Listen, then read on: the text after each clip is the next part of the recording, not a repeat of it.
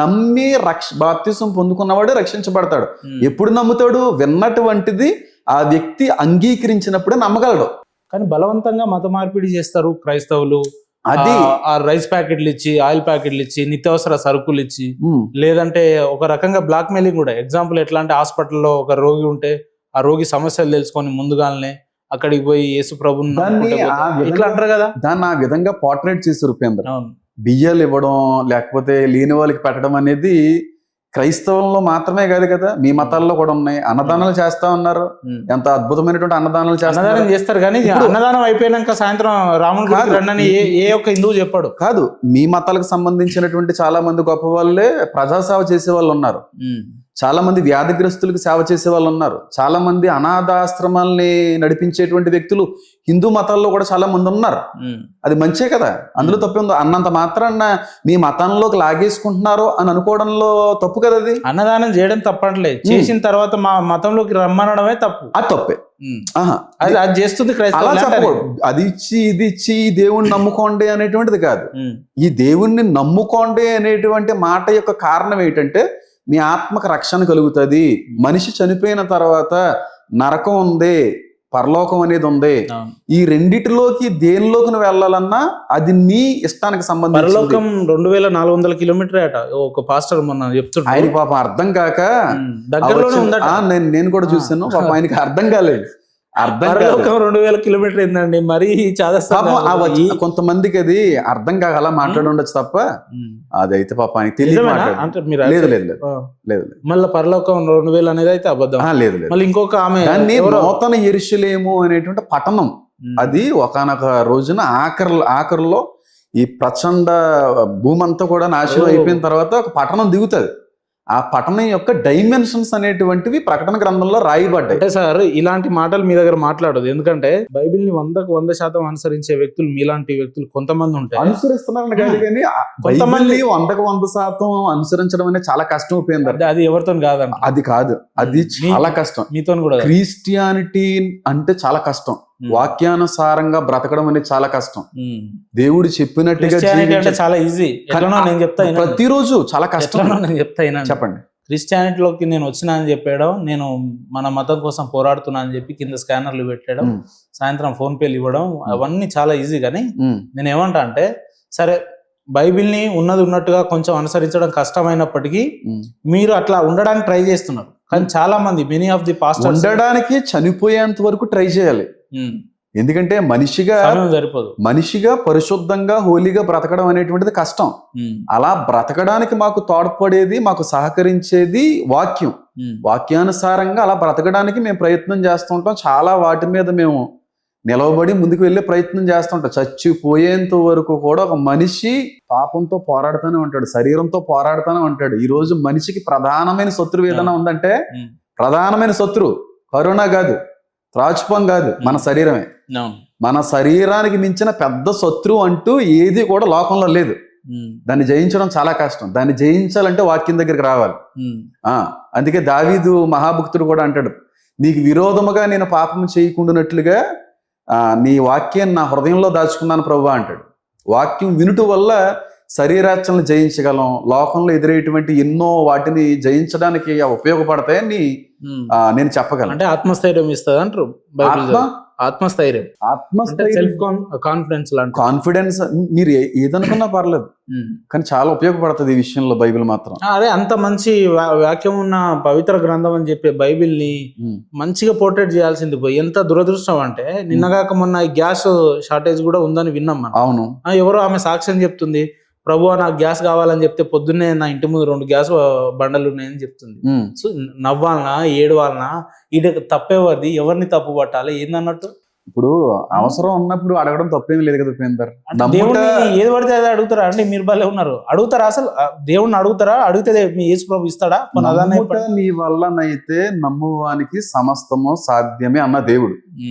నేను ఏది అడిగినా సరే చెయ్యగలిగేటువంటి శక్తిమంతుడు నా దేవుడు అనేటువంటి నమ్మకం నీలో సంపూర్ణంగా ఉంటే నువ్వు అడిగేటువంటిది దేవుడికి అంగీకార యోగ్యంగా ఉంటేనే, అంతేగాని నీ స్వార్థం కొరకు అడిగేటువంటి అన్ని ఇస్తాడని కాదు.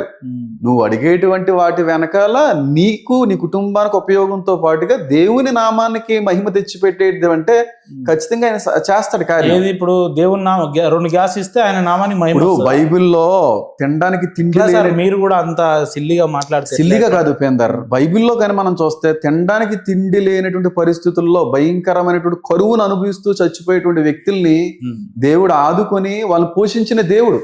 చాలా అనూహ్యంగా దేవుడి కార్యాలు చాలా చోట్ల జరిగినాయి. కాకి ఎక్కడైనా ఆహారం తీసుకుని వచ్చి మనకి ఇస్తుందా? దానికి ఉన్న ఆహారం దానికి పిల్లలకు పెట్టడానికే దాన్ని వ్యక్తిత్వం ఒప్పుకోదు.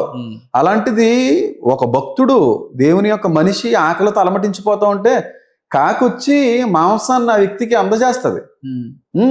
ఒక కుటుంబం అంతా కూడా భయంకరమైనటువంటి కరువులో ఇబ్బంది పడతా ఉంటే ప్రవక్తను పంపి ఆ కుటుంబం అంతటికీ కూడా, లోకమంతా కరువు అనుభవిస్తుంటే ఆ కుటుంబం మాత్రం సమృద్ధిని అనుభవిస్తూ ఉంటారు. ఇవన్నీ కూడా దేవుడు చేసిన కార్యాలే. ఆ మత సిద్ధాంతాలు ఎలాగ ఉన్నాయంటే, నేను పాపిని, నేను పుట్టడానికంటే ముందు నా కోసం పాపాలన్నీ పోయే విధంగా ఒకతను రక్తం కార్చాడు, ఆయన మాత్రమే దేవుడు, ఆయన నమ్ముకుంటేనే పరలోకానికి వెళ్తారు. ఇప్పుడు మా నాన్న క్రిస్టియన్ అయి ఉండొచ్చు, మా తాత మా ముత్తాతలు మా పూర్వీకులందరూ హిందువులే కాబట్టి వాళ్ళందరూ శాశ్వతంగా నరకంలోనే ఉంటారు అని చెప్పేసి ఇవన్నీ ఏవైతే ఉన్నాయో ఈ లాజికల్ గా లేవు. ఈ సిద్ధాంతాల పరంగా అసలు ఇవి ఒక దేవుడి నిర్ణయం అసలు ఇలా ఉండదు. ఇవన్నీ గమనించిన తర్వాత అసలు ఈ ప్రాసెస్ ఇంకా మీరు ఎక్స్పెక్ట్ చేసిన దానికంటే కూడా ఈ మతము, ఈ మత సిద్ధాంతాలు, ఈ మతాన్ని స్ప్రెడ్ చేసినటువంటి పాస్టర్లు, ఈ ముఠాలు దేశంలో నాకు పెద్ద సమస్య. అంటే నేనేమంటున్నా అంటే అసలు బైబిల్ కరెక్టా కాదా అనే క్వశ్చన్ ఎప్పుడు రేజ్ అయింది మీకు ఎగ్జాంపుల్ చెప్తా.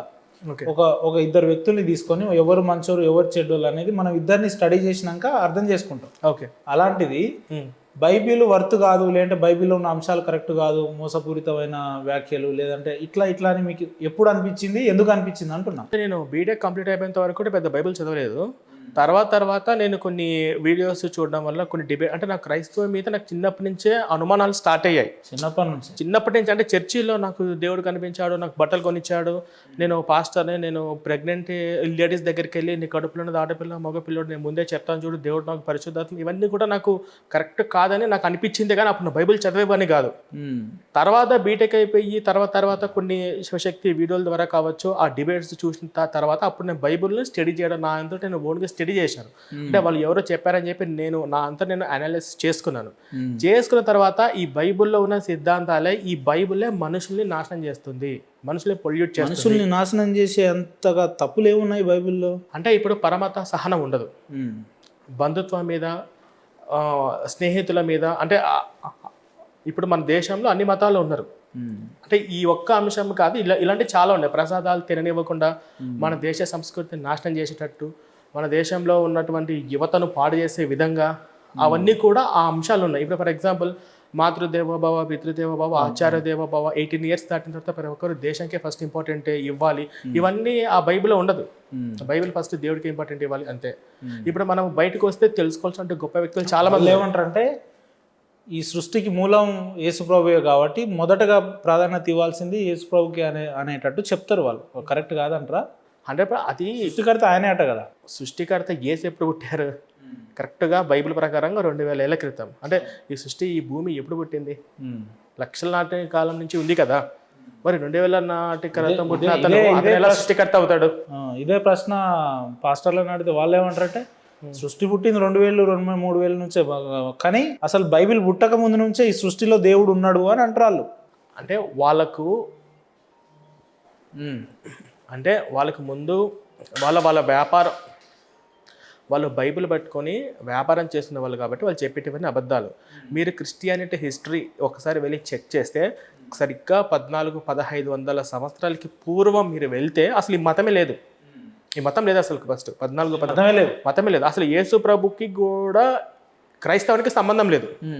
యేసుక్రీస్తు పుట్టింది ఒక యూదా గోత్రంలోనే పుట్టాడు.